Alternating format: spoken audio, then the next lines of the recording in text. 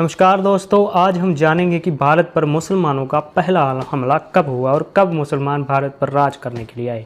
तो बात है 20 जून 712 की, जब भारत पर मोहम्मद बिन कासिम ने हमला किया था। तो अब जान लेते हैं कि मोहम्मद बिन कासिम कौन था और कहां से आया था।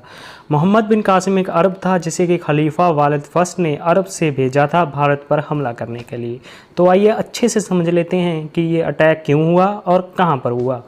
तो दोस्तों बात है साल 712 की, जब भारत के सिंध प्रांत पर ब्राह्मणों का राज हुआ करता था। ब्राह्मणों का चूची वंश सिंध प्रांत पर राज करता था और उनके राजा थे राजा दाहिर। उसी समय अरब के खलीफा वालिद फर्स्ट का जो व्यापार था वो श्रीलंका से बहुत ज़्यादा हुआ करता था और उसके जो जहाज़ थे सिंध प्रांत से होकर गुजरते थे। सिंध प्रांत से गुजरने वाले जहाज़ों का वो बाकायदा चुंगी सिंध प्रांत के राजा को दिया करता था।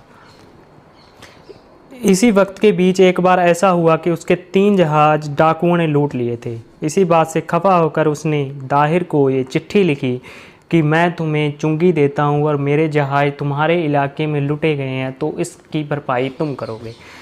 उसका ये खत पढ़कर राजा दाहिर ने उसको साफ मना कर दिया। उसने कहा कि जहाज तो वो मेरे भी लूट लेते हैं, तो मैं तुम्हारी भरपाई क्यों करूँ।